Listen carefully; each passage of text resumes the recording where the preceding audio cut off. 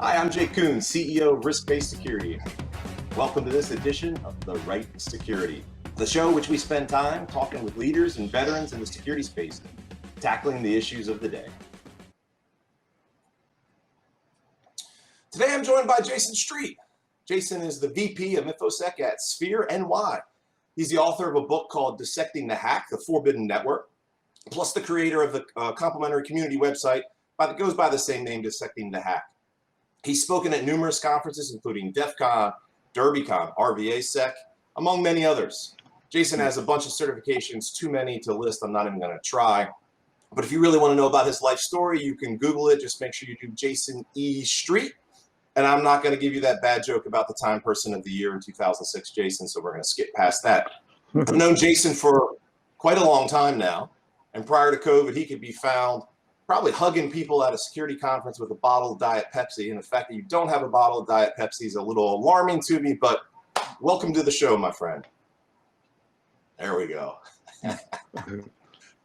In my hacker hoodie. All right. In your hacker hoodie. Jeez. All right. So I think today I want to spend some time, a few topics with you, primarily on the social engineering front, but perhaps we can talk a little bit about security conferences, maybe the industry as well.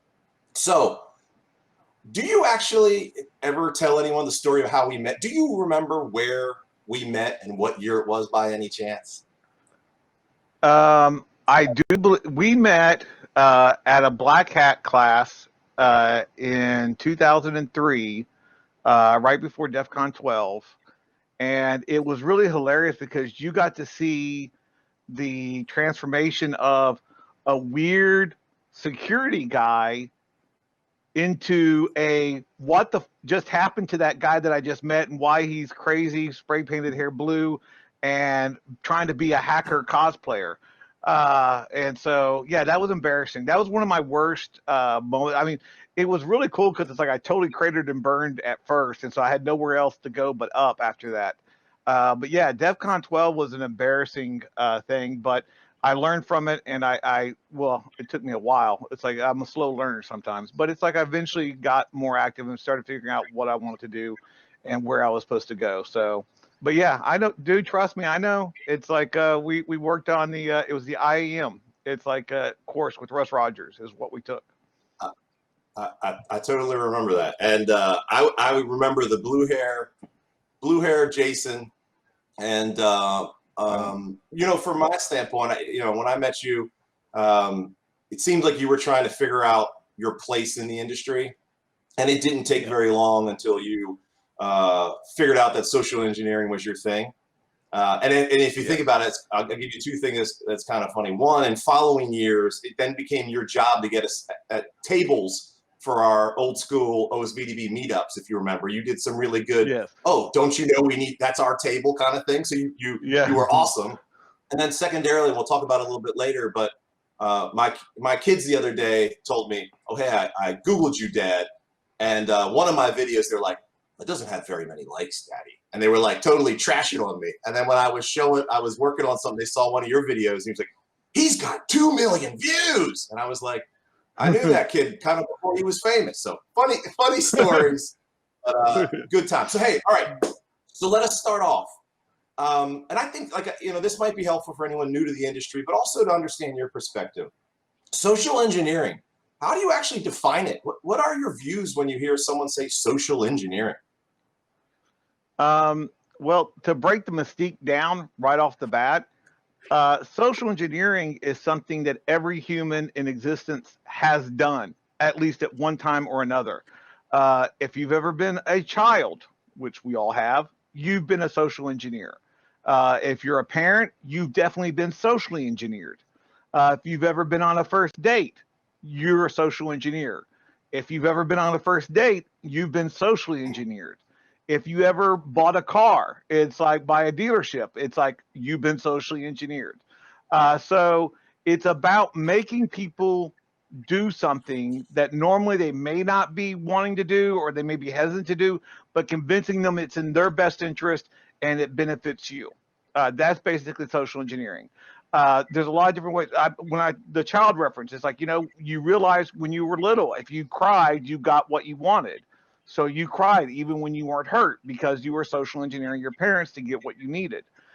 So it's like everybody's been socially engineered and everybody has that capability. What I've done is just turned it into more an educational experience for people because I come into your companies and I break in just by talking to them or acting like I'm supposed to be there. And then I plug in a device or I steal a device or I do other bad things. So that's social engineering for me and how I see it is a way to educate people on the physical compromise dangers that they face every day at the workplace. Makes sense. When you hear someone say that they need a pen test or pen testing, do you think that it has to include a social engineering element? I think it's best for it, and I'm not saying it just because hire me. It's like I'm saying it's because um,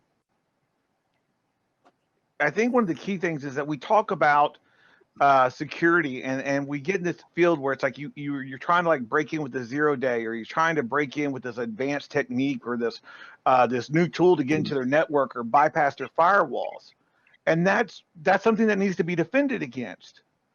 But when you don't train your employees to not let someone walk in because they look like they belong there, or to plug in a device, it's like because they're saying they're with IT and they're doing an audit, um, you're doing a disservice to your employees. It's like your users aren't stupid. That's one of the things I hate most about this industry is we've got so many different memes, so many different jokes about stupid user clicked on a link, stupid user went to a website, stupid information security didn't properly train their employees.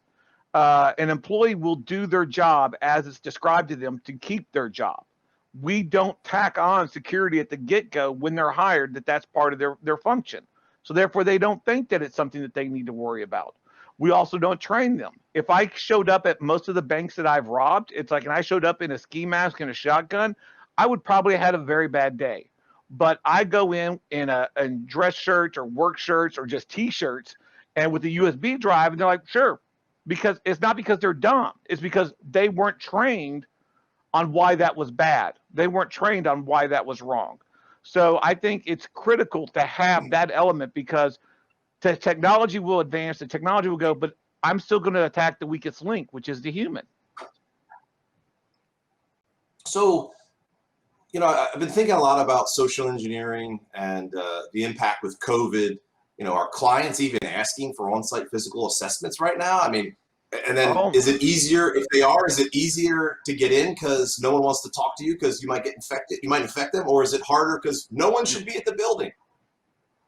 Yeah, it's actually horrifying. It's like I've actually turned down like 3 or 4 jobs in the last year, and I'm like, no, that sounds like really good. It's like, but I'm not dying for it. It's like it's just not going to happen. This over 500,000 people have died. This is not the flu. This is something serious. So I've been taking the quarantine. I wear 3 different masks. I wear an N95 filter mask with a breather, which protects me but doesn't protect other people. Then I wear my DEF CON goon mask that has a N95 filter in it, so I can protect others. And then I have a net gaiter to keep everything on and keep everything tight because this stuff is serious, and we've got to do more to help others and stuff. You know, not just ourselves on this.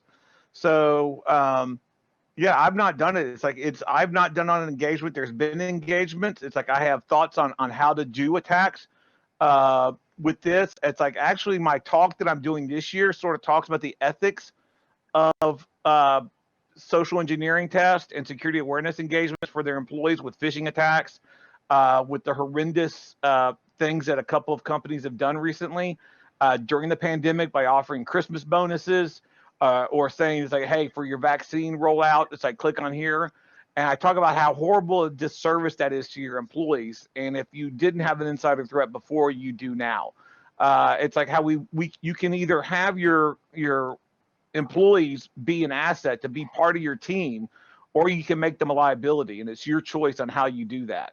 So the CD with the whole pandemic, it does offer different kinds of attacks if you're willing to be an a-hole enough to do them. it's like going in saying, oh, I'm doing a N95 filter test on our air conditioning units.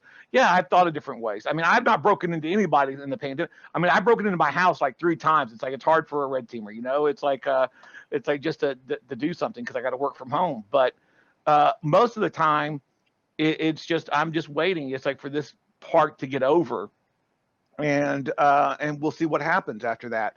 But I don't think, me personally, I'm going to use fear or a pandemic and stuff, you know, or this virus or the intangible fear to break into a place. I've never needed to. I never will. It's like I will do demos where they're very horrifying and they're very scary, but I've never sent them to a real person. They were just a demo so people would understand how bad it can be. I would never send an email that would distress someone or get their hopes up and then crush it. It's like, I'm not going to do that. Yeah, it's a really interesting thought process there, because in some ways, you know, a motivated attacker is not going to have some of these ethical concerns or considerations for people's well-being. But at the same time, I think back to when phishing was first starting, and you know, it was first becoming a thing for companies to phish themselves, and it was like, you know, you got to be careful here because you're gonna break trust with your employees if you don't handle it properly, and Exactly. are you going to shame people that clicked on links? And there's some, you know, unintended consequences sometimes. So anyways, I wasn't expecting that answer. I thought you would have, to be quite frank, not so much scared people with emails about COVID, but was really curious with, you know, with buildings that are for the most part in certain cities kind of empty still. Does that make it easier to get in, or does it make it harder, right? Because in some ways, in some of the bigger buildings that I've gone into, there's crowded, it's so crowded that you can kind of blend in. In other ways, if you're the only one there, do they go, oh, just keep walking through? So, all right, well, hey, I got a question for you. I was just going to say, it'd be easier. Easier, okay. So look, prior to the pandemic, you've done a lot of on-site assessments. You even have some great photos and some hidden video and some, even I remember some CCTV videos, you walking around, spinning in a chair behind a bank teller. That video I was talking about before was September 2020. I think it was that Tomorrow Unlocked, that episode 3 of their 3rd season of this thing called Coded. You know, so we'll put links in the notes below for sure. But that episode sort of followed you around as a penetration tester. And you even said, or they said, you're paid to break into banks and discover vulnerabilities. I thought the episode was really good and jammed a lot into a small little episode, to be quite frank. So this is what got me thinking. If you look back on all of your engagements, okay, and I know there's quite a few of them over the years, but which assessment are you most proud of being able to pull off? I will tell you, it's not the answer you're expecting. My best assessment that I've ever done actually happened January 2020. I was coming, I had been there in 2019, January 2019, I had been there, it's like February 2019. I had done an assessment on this company in the Northeast, and I totally destroyed them. It's like I got in, I was able to break in, I was able to like bypass all their security. It's like they had doors that are like locked that you need an employee badge. It's like, so they said that they had told us that the company that I was working for with NetraGuard, they were telling us that, no one's ever gotten in before. It's like made it through the lobby. And so I was like, yeah, that's cool. It's like, why would I go to the lobby? I went up the freight elevator. It's like, and then just acting like I was on the phone till an employee came in to the elevator lobby area. In the freight elevator, they had a secured access door. And I just stayed on the phone. And then as soon as someone opened up the freight elevator, it's like, I said, oh, okay, no, don't worry. Someone's here to let me in. It's okay. And then I just walked in with them, immediately stole a badge from an employee who'd left their desk unattended and had their employee badge on there. And then I had full run of the whole entire facility. And I showed all those different flaws to the person. It's like, and what I do is I don't do red teaming. I don't do security awareness, social engineering engagements. I call them security awareness trainings. I'm a security awareness operative. It's like I go in, and after I compromise the building and I compromise the people, I leave that area for about 2 minutes. And then I come back and I talk to every single person that I compromised, and I explain to them right then and there what happened and why it was wrong and why they need to learn from that. It's like, it's not about writing a report. It's not about punching people in the face to see if they've got a plan. It's not this. We've gotten so much into red team to be so offensive and so aggressive that we forget that the whole point is to service the client. It's to make them more secure.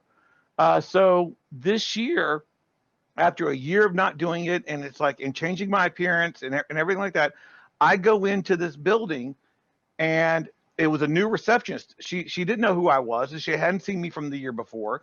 It's like, stopped me immediately and did everything correct. It's like, I was still able to get in because I said I had to go to the restroom. I always say I have to go to the restroom. And I was able to get into an area for about 5-minute window where I was able to compromise 2 machines.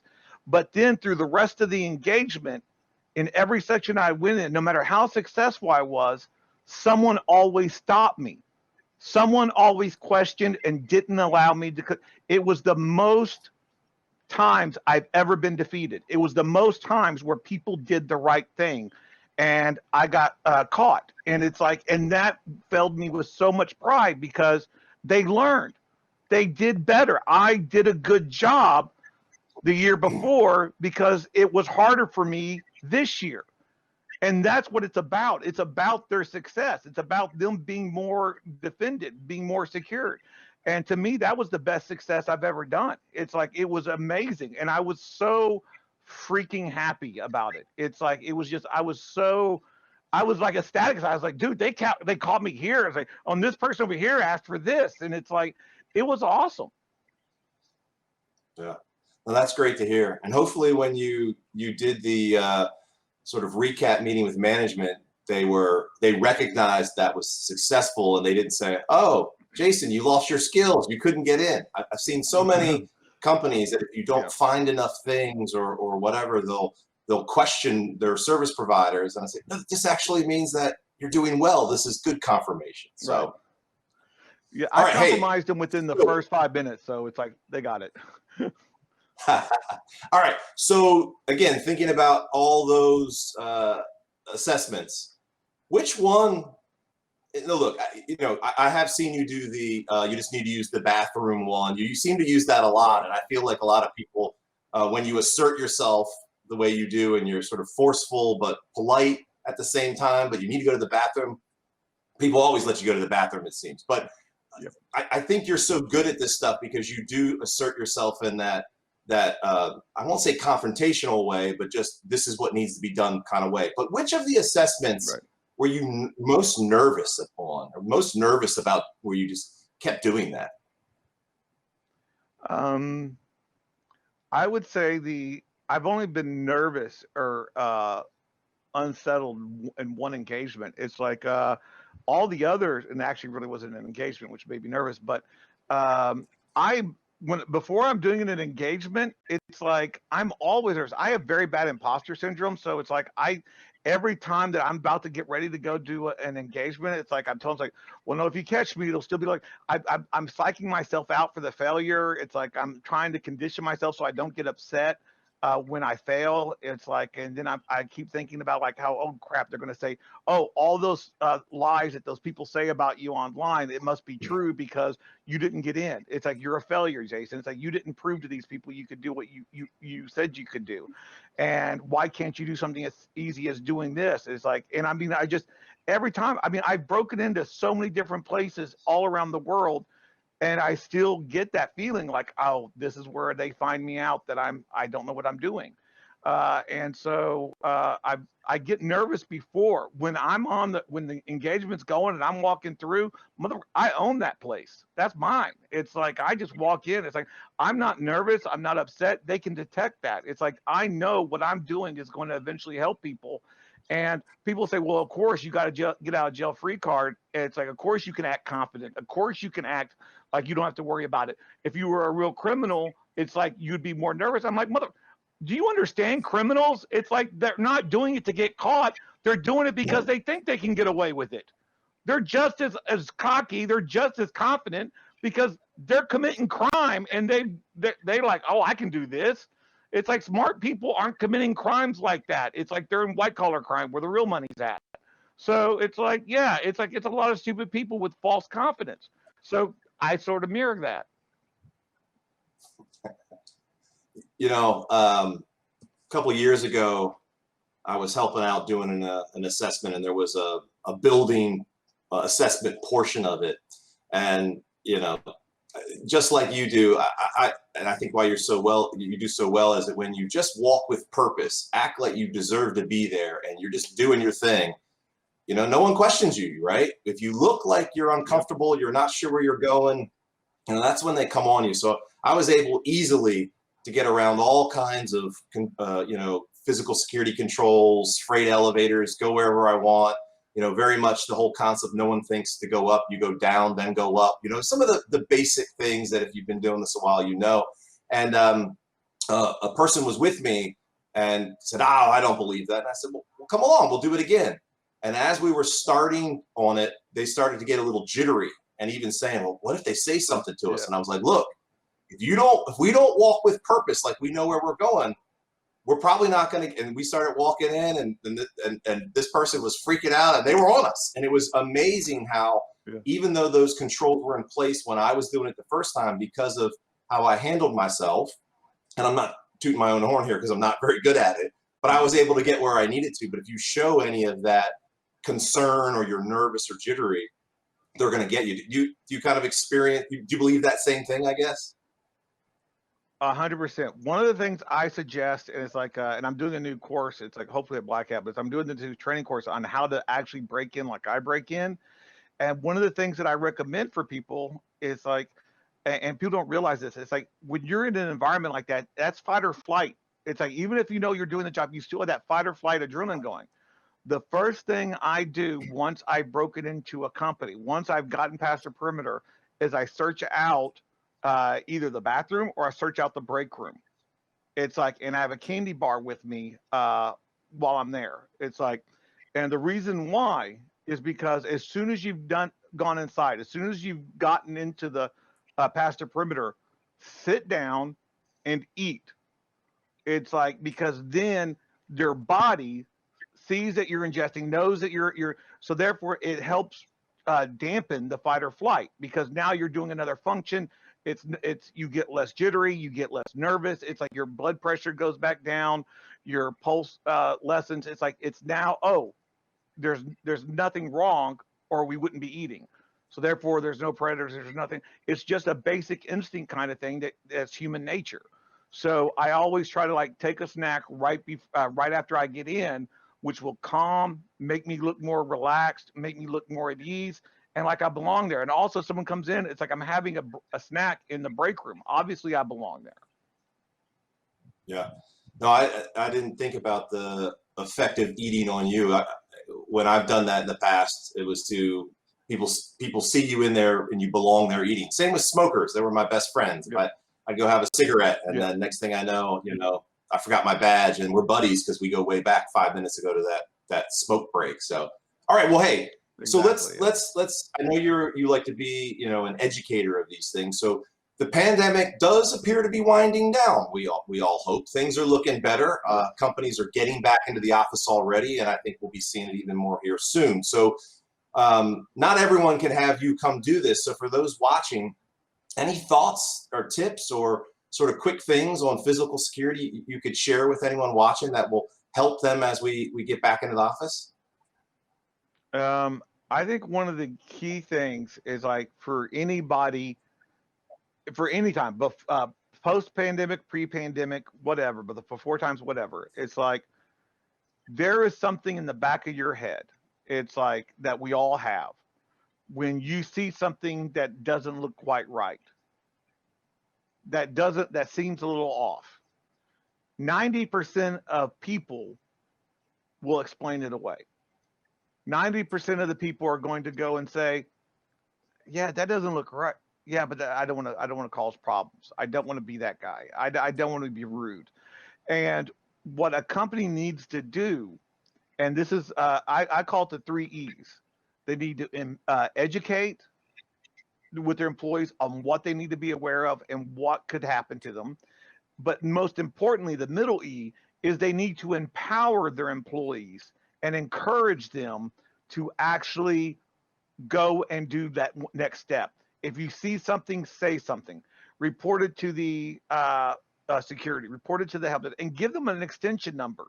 Give them an email address, something that they can contact and actually empower them to actually do something about something that they've saw. They're the best intrusion detection system you're ever going to have if you take the time to actually get them online and fine-tuned. And then the last part is you enforce it. You make sure people are obeying the rules. You make sure people are actually doing that by doing tests, by doing pen tests, by doing security engagements. So, I mean, that's what you do. It's like, but the key thing is just making them feel comfortable on reporting it. So making the security more accessible to the users. Perfect. You've presented at a lot of conferences over the years. And for those that aren't aware, you tend to alternate each year, right? You either give sort of this security, social engineering talk, or you give a rant talk. And in 2014 at RVASec, you gave us a rant talk called "The Hacker and the Funhouse Mirror," and it was about skewed perspectives. And I think even by your own admission, you called it a weird talk, even by your own standards. Have your perspectives changed a lot since that talk? Anything new that you're thinking about? I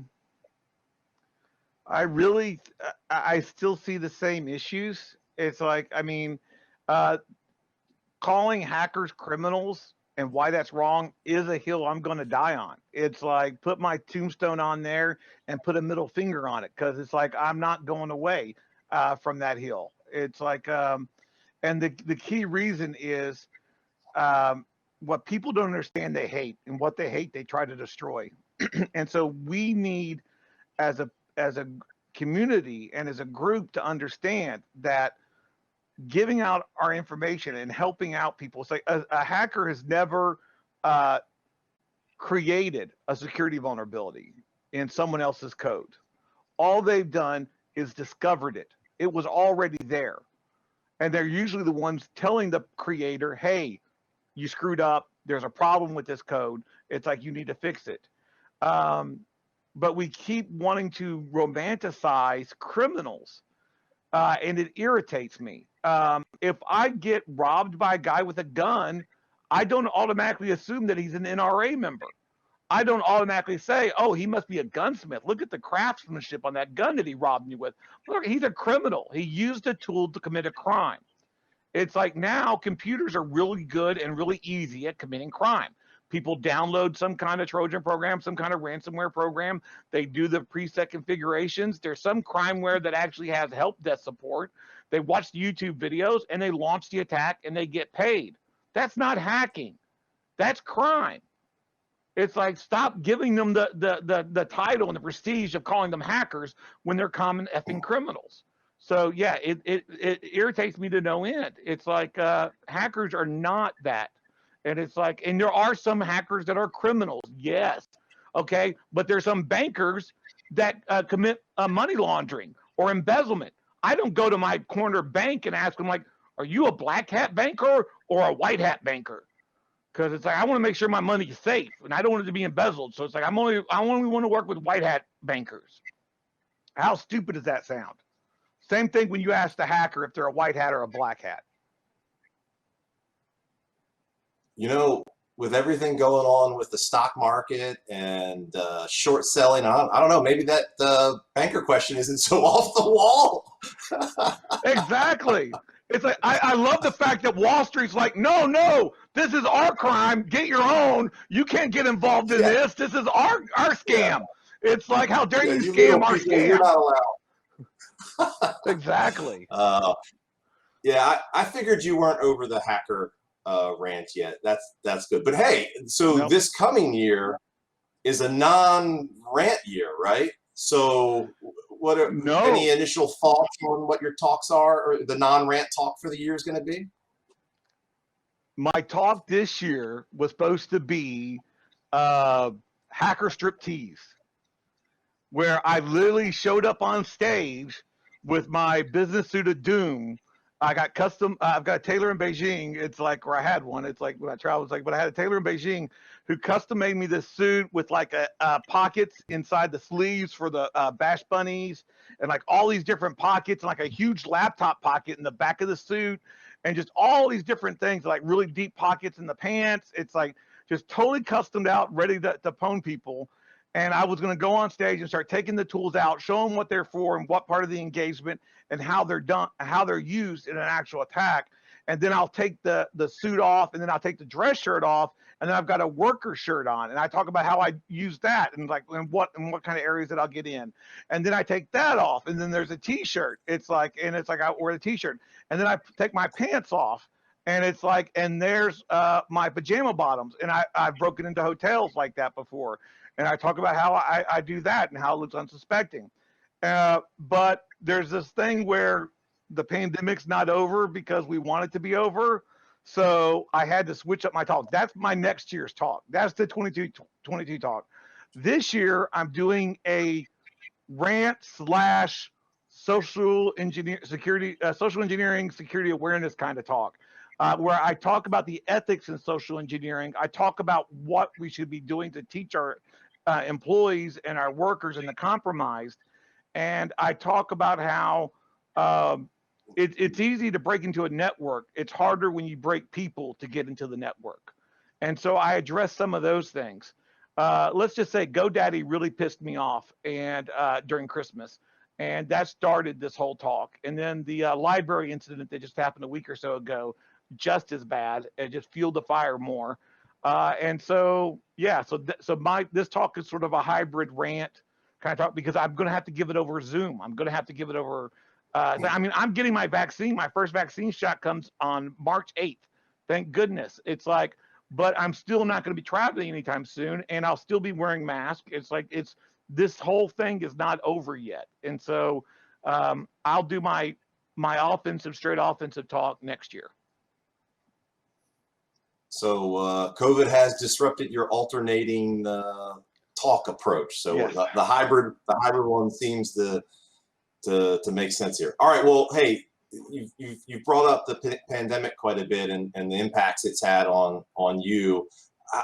Look, if I look around your room, I can see all the badges of all the events you've either spoken or attended. So how have you personally been handling life with no conferences and no travel? I know it's a big part of what brings joy in your life. So how are you doing?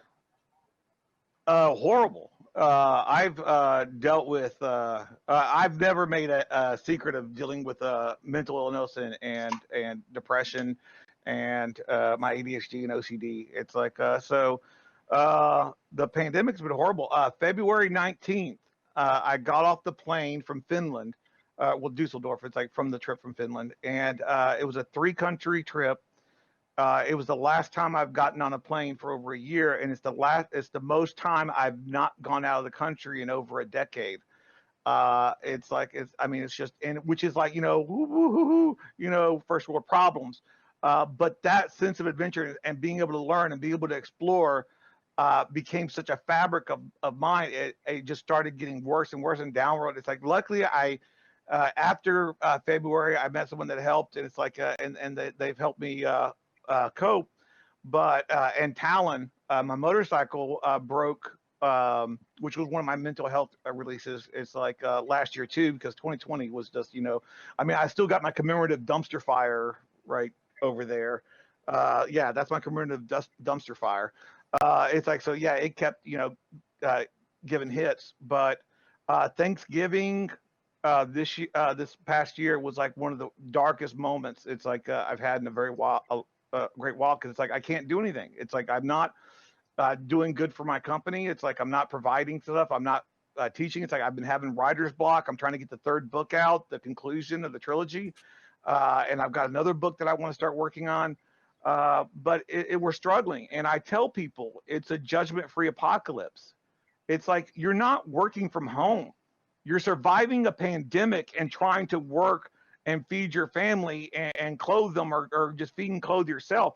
It's like, that's an accomplishment. There are a lot of mental health issues with being so isolated, and especially in our industry. Yeah. And so, look, you know us, right? Risk-based security. I think everyone needs to look at their situation and their health risk and try to make those decisions that are best for them. But I am optimistic now that with reasonable controls and the vaccine and those kinds of things, it really is time for us to start getting back to in real life connections, because I think they're powerful. Now, this leads me into my next thing. I know you've been attending and speaking at some virtual conferences. I've done the same, but I've talked to a lot of people that are struggling with them. They're just not seeing the value of them. You know, it's just not the same engagement and learning and networking. What's your take? Do you see value in the virtual conferences, and any thoughts on how to get the most out of attending a virtual conference? I'm right there with you. It's like I like what DEF CON did with the Discord server. It's like, because people were able to do real-time discussions, people were able to talk, and there was like silly rooms. It wasn't just speaker rooms. It's like, or talk tracks. It's like there was silliness involved as well. I think that was a good start. It's like a good way that they handled it. There's other conferences that have done things. My personal favorite, and I'm not going to be shy about it, is I believe Sean Patterson or Peterson. I'm sorry, I think it's Patterson. But Sean, it's like he goes by the Rapture on VR. With his team and his friends, they created Infosec Oasis. If you go on YouTube and you look at Infosec Oasis, they created an alt space VR world where people got to meet in VR. And I am telling you, out of that whole dumpster fire last year, that was probably one of the best conferences I ever spoke at and ever went to during it, because I was in VR. I had my Oculus on. I was able to like go. I met up with Serbo and Grifter, and we went down the little hallway and we started talking while there was a speaker talking. And so we went down this little hallway so we could talk. And then Serbo's like, "Hey, let's go to this other world." It's like, so he went and ported us to this other world. And we started exploring. We're doing hijinks. We're talking to other people. It's like, and we got to see each other. We got to I was able to give Grifter a hug.